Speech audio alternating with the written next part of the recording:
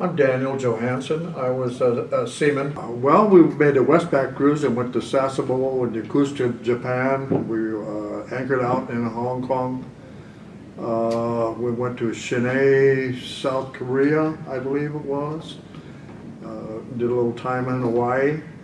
And across the equator, that was kind of interesting, really. The morning of us crossing the equator, they come out with the plan of the day that we were to wear all our clothes inside out and backwards and meet on the forecastle where King Neptune and Davy Jones and that bunch all came over, and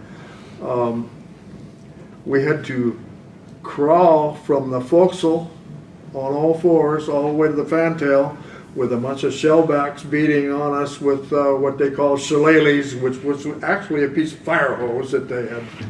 And there on the fantail, we kissed the royal baby's belly and got a haircut and crawled through a chute of garbage. And afterwards, it created a lot of camaraderie. And then we went to the mess decks for steak and eggs, which was pretty fancy at that time.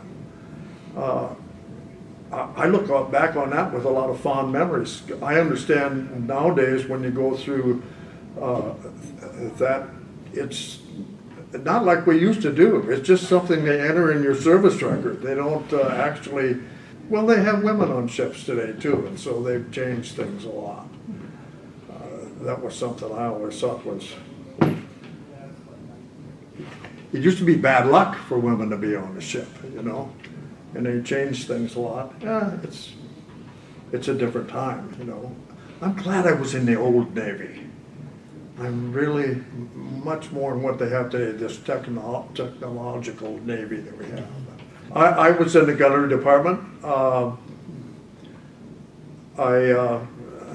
We didn't do too much other than practice sometimes. I was the trainer on one of the 6-inch mounts, and I used to load one of the rifles, and I dropped a projectile in the turret one time. It came up out of the turret lift with some oil or grease on the bottom of it, and they weighed 100 pounds or something like that, and I took it out of there and dropped it.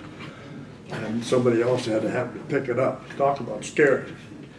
But they had the powder was in a canister. I understand on some ships, but a larger caliber, they came in a kind of a silk bag. But I guess we're subject to tearing sometimes. It could be very dangerous. But these the powder was in a canister. It was big. They must have been 4 or 5 feet long. We had a hang fire one time, or a misfire, I guess they called it, on that turret one time, and had to unload it. And they took it down through that. Turret 2 was up higher, and they had to unload it and take it down through the scuttle there and throw it over the side, which is pretty scary because I had to stay in there because I was the pointer. And you had a pointer and a trainer on the guys at it was scary. But, you know, at the time I was 18, 19 years old. You're invincible at that time. You don't think too much about that. They waited quite a while before they took it out. Okay. And they tried to fire it a couple different ways. I didn't know too much about that procedure. Just being one of the hands, I never got, because I was so prone to trouble. I spent 2 years I made seaman just before I got out because, you know, it's my own fault. I know where I was.